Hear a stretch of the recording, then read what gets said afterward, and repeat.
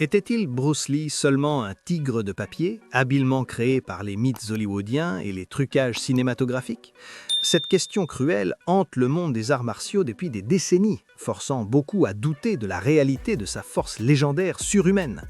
Nous avons l'habitude de voir ses coups impeccables à l'écran, mais les sceptiques affirment encore que, hors du plateau de tournage, il n'était qu'un acteur et non un combattant.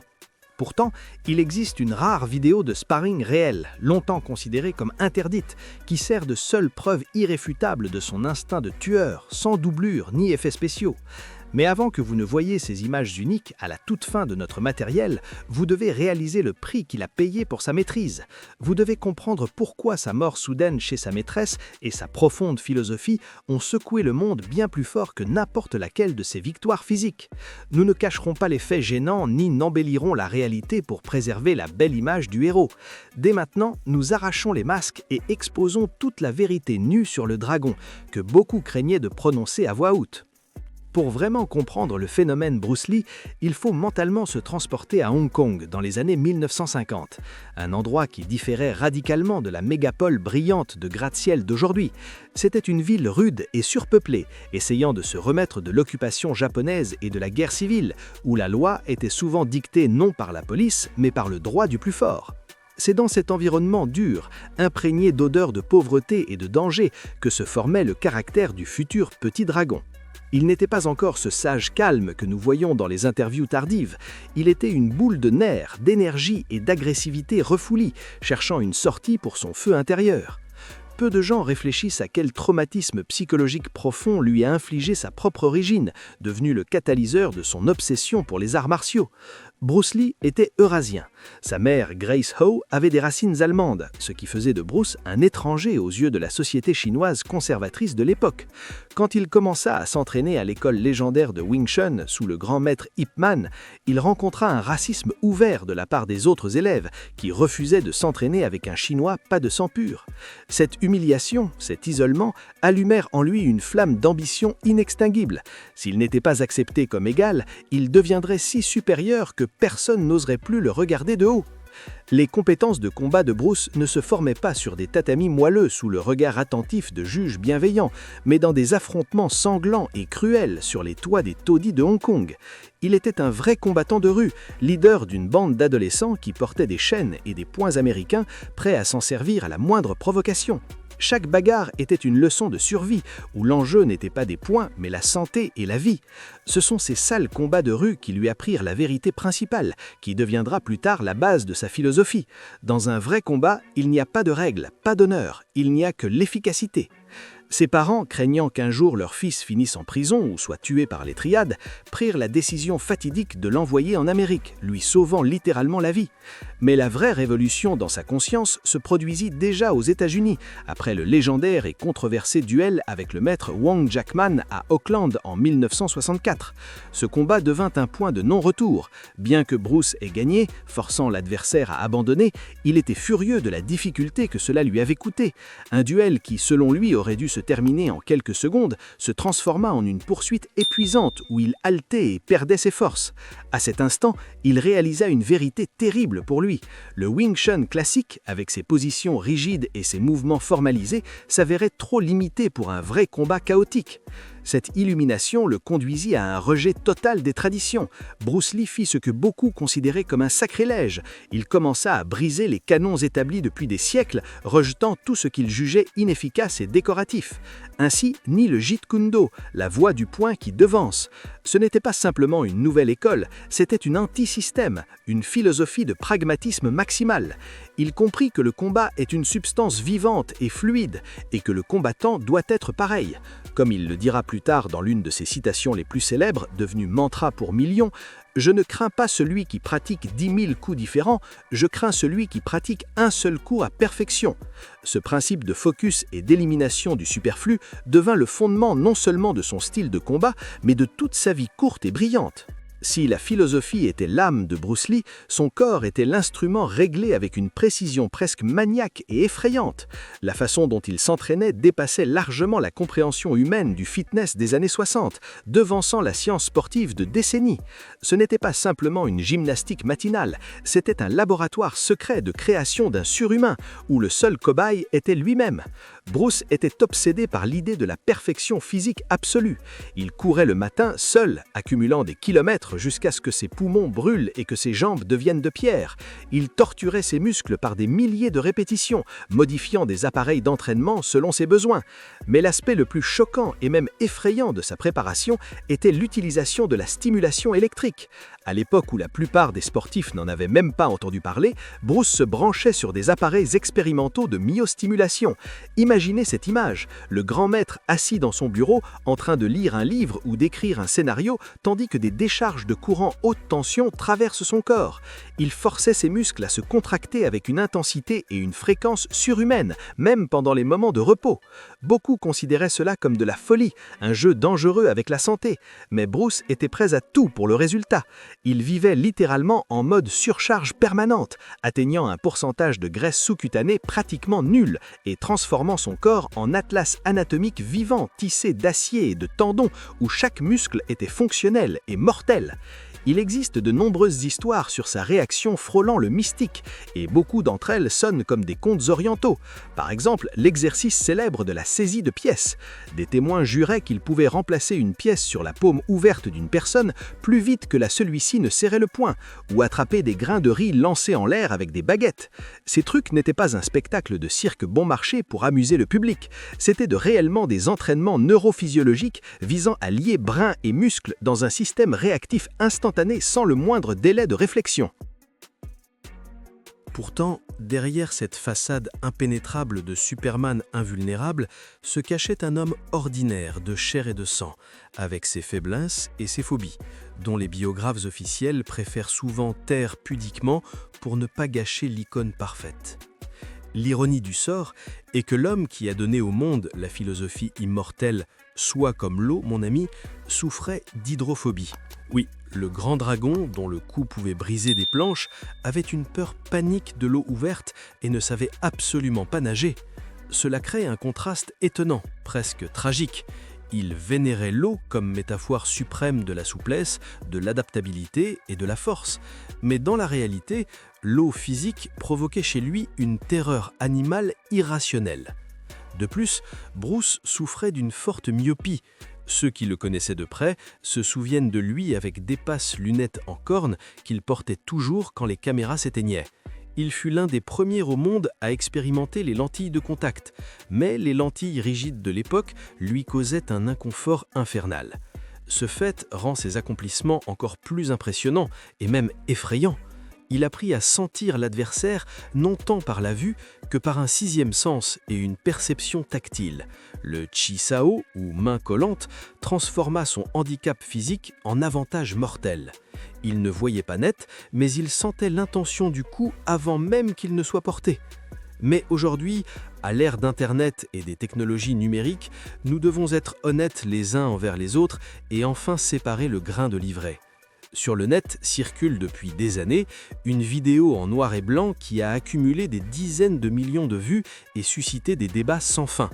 On y voit Bruce Lee soi-disant jouer au tennis de table utilisant virtuosement des nunchakus au lieu d'une raquette. La vidéo semble effrayante de réalisme. Le grain du film imite parfaitement les années 70. Les mouvements de Bruce paraissent naturels et le son des coups sur la balle hypnotise. Des millions de fans défendent avec écume à la bouche son authenticité, la citant comme argument principal de sa divinité. Faisons preuve de respect envers nous-mêmes et reconnaissons l'évidence, même si elle est désagréable, c'est un faux. Ce n'est qu'une publicité virale pour le téléphone Nokia N96, sorti par l'agence publicitaire JWT Beijing en 2008 pour l'anniversaire. Dans la vidéo, un double professionnel a été utilisé et le vol de la balle est une infographie CGI de qualité. Nous, spectateurs modernes, ayant passé l'école des années 90, n'avons pas besoin de croire à ces contes numériques. Pourquoi aurions-nous besoin de faux miracles créés par des marketeurs pour vendre des téléphones quand la réalité de Bruce Lee était bien plus fantastique que n'importe quel graphisme par ordinateur ? La vérité est que sa vitesse était vraiment un problème sérieux, mais pas pour ses adversaires, pour les cadreurs hollywoodiens. Les caméras standards de l'époque, filmant à 24 images par seconde, ne parvenaient tout simplement pas physiquement à capturer ses mouvements. Sur la pellicule développée, son cou se transformait en taches floues ou disparaissait complètement, créant un effet de montage. Les réalisateurs de la série Le Frelon Vert devaient littéralement le supplier de frapper plus lentement, de freiner artificiellement ses mouvements pour que le spectateur en salle puisse au moins voir quelque chose et comprendre ce qui s'était passé. Sa réaction était de 0,05 secondes. C'est un fait biologique confirmé par des mesures qui n'a pas besoin d'embellissement. Tenter de lui attribuer des exploits inventés comme jouer au ping-pong avec des nunchakus ne fait que humilier sa maîtrise réelle, conquise à la sueur et au sang. Bruce Lee n'a pas besoin de Photoshop. Sa grandeur consistait à repousser les limites réelles des possibilités humaines, pas virtuelles. Malgré ses compétences uniques et son charisme, le chemin de Bruce Lee vers la gloire n'était pas pavé de pétales de rose. C'était une route pavée d'humiliation et de lutte incessante contre les préjugés. Au milieu des années 60, l'Amérique, qui se vantait de sa démocratie, restait profondément raciste, surtout dans les coulisses d'Hollywood. Bruce rêvait de devenir la première superstar asiatique à l'échelle mondiale, mais l'industrie ne voyait en lui qu'un Chinois stéréotypé, serviteur ou cuisinier comique. Le coup le plus douloureux pour son amour-propre fut une histoire de la série Kung Fu.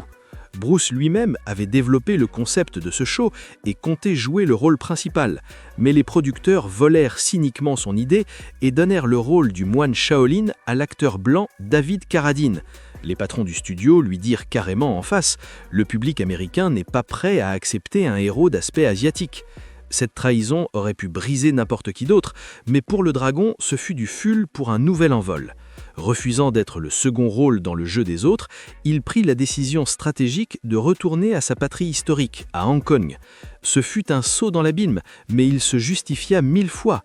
La sortie du film Le Boss produisit l'effet d'une bombe nucléaire. Les cinémas ne pouvaient pas absorber l'afflux de spectateurs. La police devait contenir les foules de fans et les recettes battaient tous les records imaginables.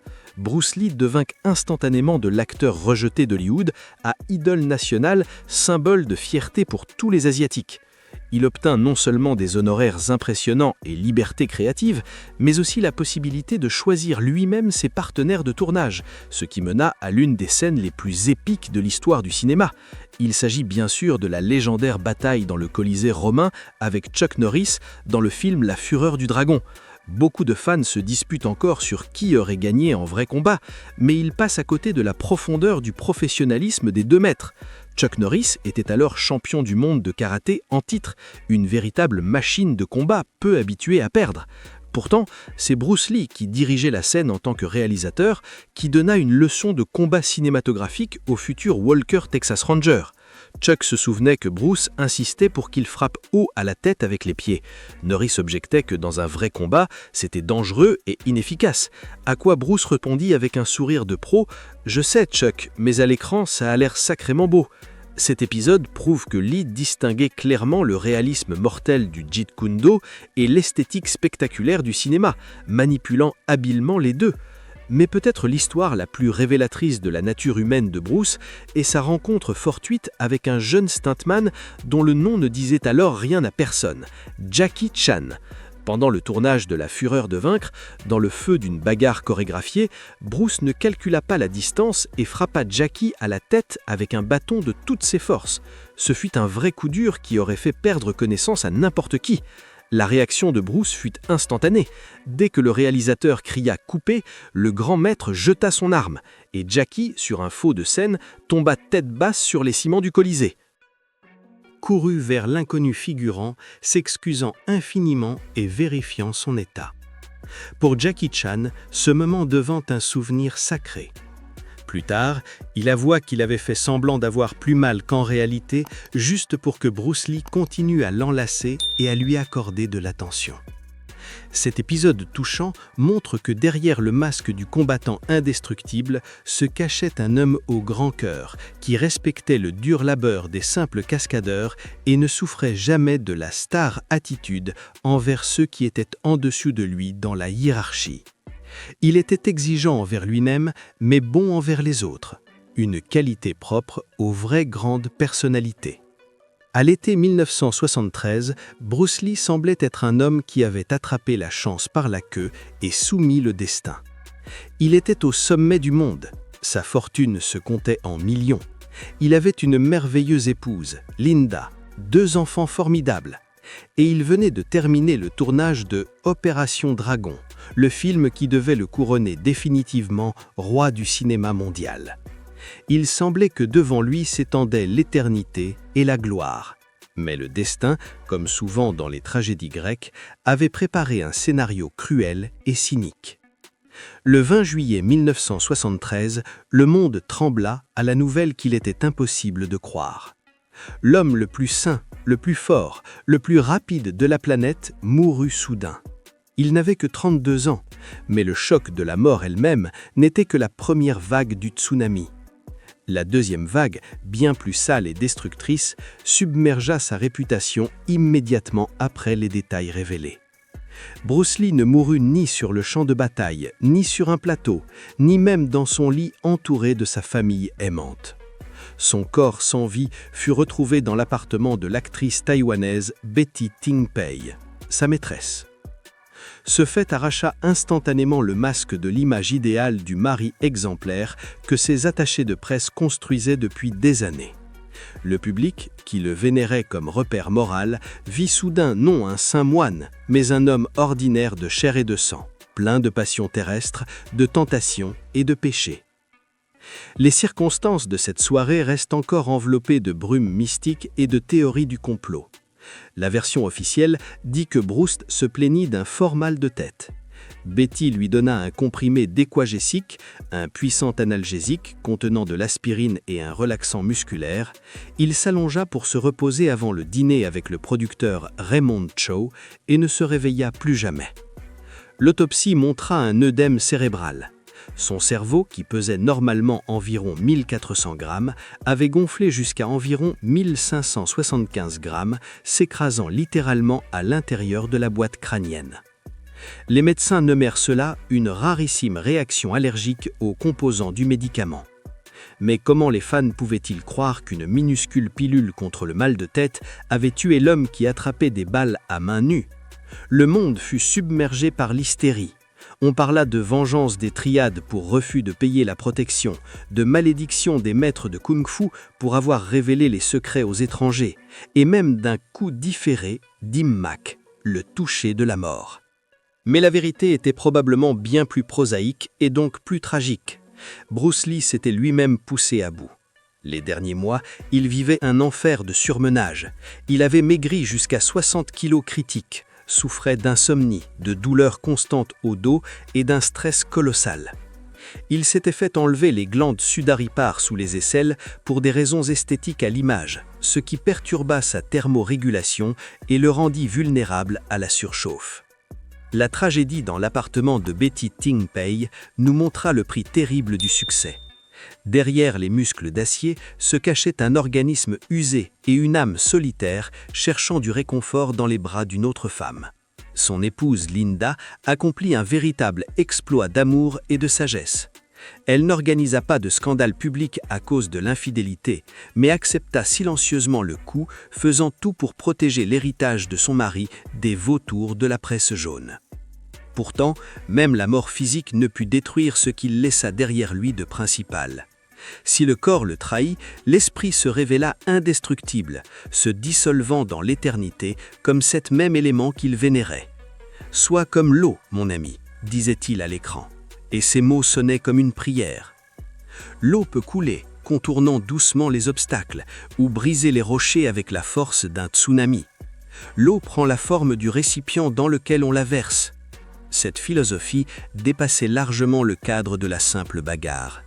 Bruce nous apprenait non seulement à nous battre, il nous apprenait l'art de l'adaptation suprême, la capacité à survivre dans les conditions les plus insupportables et critiques, sans se briser sous les coups du destin, mais en changeant de forme pour porter un coup écrasant en retour. Et ici nous arrivons à l'essentiel, à ce qui échappe souvent aux critiques modernes, à l'héritage véritable de Bruce Lee, plus important que n'importe quelle ceinture de champion, médaille d'or ou étoile hollywoodienne sur le Walk of Fame. Soyons honnêtes et francs, pour des millions de gars qui ont grandi sur les ruines de l'Union soviétique dans les folles, affamées et bandites années 90, Bruce Lee n'était pas simplement un acteur, il était un sauveur, un messie en pantalon noir de kung-fu. Souvenez-vous de cette époque. Autour régnait le chaos, la ruine totale, le racket, l'alcool technique bon marché et la peste héroïnomane qui fauchait la jeunesse par quartiers entiers et par cages d'escalier. L'ancienne idéologie s'était écroulée, la nouvelle n'était pas encore née. Les adolescents de l'époque avaient un choix pauvre et terrible, soit entrer dans le crime et y laisser sa tête dans les règlements de compte, soit se shooter dans une cave sale, soit s'alcooliser par désespoir en regardant la misère des parents. Et soudain, à travers les parasites des cassettes vidéo pirates avec la légendaire traduction nasillarde, il surgit dans nos jours gris. Furieux, sec, vibrant comme une corde tendue, aux yeux brûlants. Il nous montra un autre chemin. Il devint ce balfar puissant qui sortit des millions de garçons des caves à colle et à seringues pour les amener dans des caves sportives. C'est grâce à lui que nous commençâmes à cléter leurs urdures, à fabriquer des poires artisanales avec des sacs de sable et de sciure, à coudre des kimonos avec de vieux draps de nos mamans et à nous éclater les poings contre des murs de béton rugueux en essayant de reproduire son coup d'1 pouce. Bruce Lee, sans le savoir, devint père absent, mentor et éducateur pour toute une génération perdue, sans repères moraux. Il nous remplaça l'idéologie, il nous apprit une vérité simple mais grande. La taille n'a pas d'importance, l'origine n'a pas d'importance. Le petit peut vaincre le grand s'il a assez de rage, de discipline et de volonté de vaincre. C'est pourquoi, quand aujourd'hui des experts de canapé et analystes YouTube commencent à écumer de rage en se disputant si Bruce Lee battrait Tyson ou tiendrait contre un combattant UFC moderne, cela ne provoque que sourire triste et indulgent. Ces débats sont absurdes, mesquins et stupides. La plus grande victoire de Bruce Lee n'était pas sur un ring ou dans une cage. Sa victoire historique principale est qu'il sauva des millions de destins de la décomposition morale et physique. Il ne nous apprenait pas simplement à frapper de la jambe en rotation, il nous apprenait à être des hommes, à avoir une colonne vertébrale et à ne jamais abandonner, même si le monde entier est contre toi. C'est pour cela, et non pour la vitesse de ses coups, que nous nous souviendrons de lui éternellement. C'est cela la vraie immortalité authentique. Maintenant que nous avons rejeté le clinquant hollywoodien, pleuré la tragédie de l'homme et réalisé la grandeur de son esprit, il est temps de répondre à la question la plus gênante posée au début de notre chemin. Était-il un combattant ou tout cela n'était que belle chorégraphie ? La réponse se trouve dans cette même rare vidéo de sparring longtemps cachée au grand public. Ce sont les images où Bruce Lee affronte son meilleur élève, Ted Wong, dans un combat d'entraînement.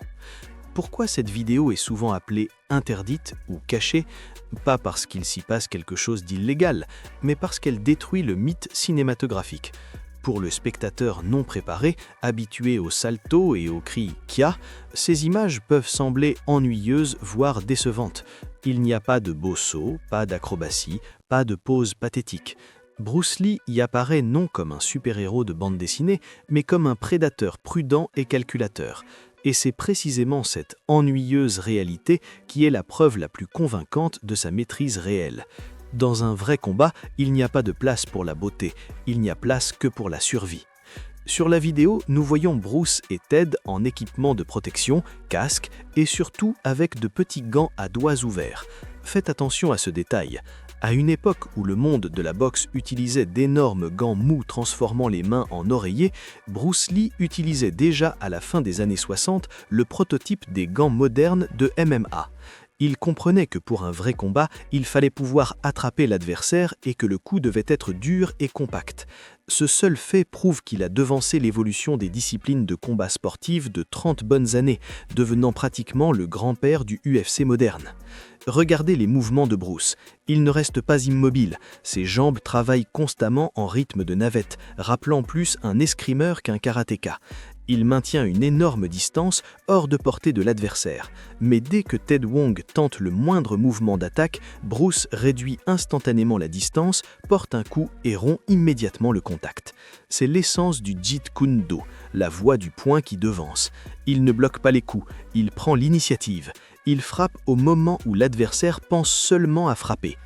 Les critiques disent souvent que dans cette vidéo, il saute simplement et s'agite. Mais n'importe quel combattant professionnel de MMA ou boxeur vous dira que c'est exactement ainsi que ressemble un vrai sparring entre deux maîtres de haut niveau.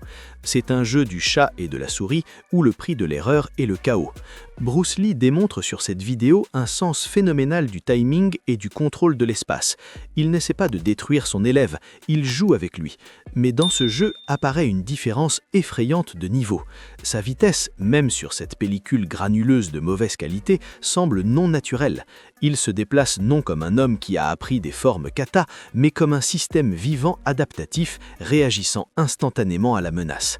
Ainsi, ce combat interdit met un point final au débat. Bruce Lee n'était pas un magicien qui pouvait voler dans les airs. Il était bien plus, un scientifique du combat, un pragmatique jusque dans la moelle. Il rejeta tout le superflu pour ne garder que ce qui fonctionne. Et s'il était entré dans une cage UFC moderne à son apogée, avec sa vitesse, sa compréhension de la biomécanique et sa philosophie impitoyable d'efficacité, il aurait été un cauchemar pour n'importe quel champion. La vidéo avec Ted Wong n'est pas un beau film, c'est la vérité documentaire brutale que Bruce Lee était authentique. Bruce Lee quitta ce monde impardonnablement tôt, à seulement 32 ans, laissant un héritage impossible à mesurer en argent ou en récompense. Aujourd'hui, les débats sur s'il fut le plus grand combattant ou un acteur talentueux passent au second plan, car pour de millions d'entre nous, il devint bien plus, un vrai professeur de vie. Son regard furieux depuis les écrans des vieux téléviseurs nous forçait à nous lever des canapés et à aller dans les salles de sport, sauvant toute une génération de la désespérance de la rue. Et vous souvenez-vous de ce moment où vous avez vu le dragon en action pour la première fois sur une cassette usée dans un vidéoclub bruyant des années 90 ? Quel fut votre premier film ? Partagez votre histoire dans les commentaires ci-dessous. Conservons ensemble la mémoire de l'homme qui nous a appris à être forts comme l'eau.